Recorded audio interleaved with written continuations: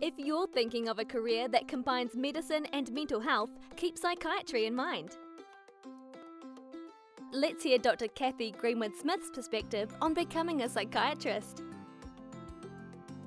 My name's Cathy. I am a psychiatrist and I work in a youth mental health service. What does your role involve? I meet with young people and sort of try to talk through with them some of the difficulties they might be facing. So it could be they feel stressed, they feel worried, maybe they feel a bit angry, maybe they feel sad, and I talk through with them what might help. I get to work in a multidisciplinary team, so that means that I work with psychologists and nurses, social workers, OTs, and all of us try and work out the best way to help the young people and helping their families as well, so we often meet together with families. One of my roles is also to be the person in the team who can prescribe medication. So we don't use medication a lot, but if the young person needs medication to help with their mental health problems, then that's part of what I do. When did you start thinking about psychiatry as a career?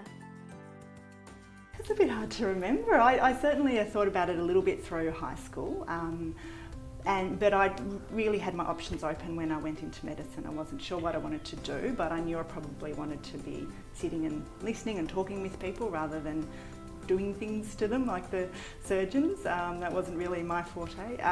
So by the time I was 1 or 2 years into out of medical school and trying a few different things in medicine, I realised that was what I wanted to do. What pathway did you take to become a psychiatrist?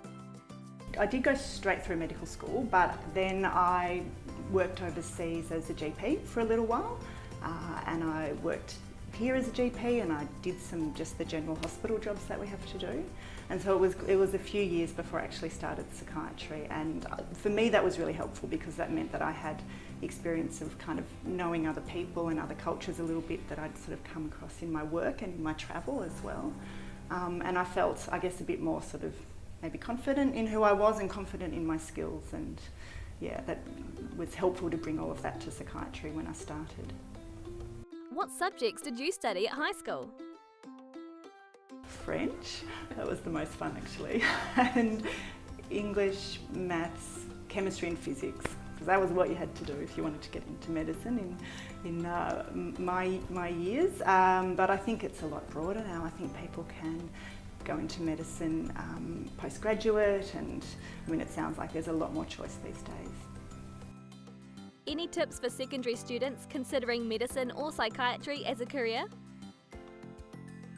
You know, it's really hard to know until you get there in a way, but I think the best way to sort of know a little bit more about what doctors do and whether it is for you is to actually talk to some of them and to be asking not just what they do, but do you enjoy what you do, and what are the best parts of what you do, and what are the difficult parts, because that's really important to know as well.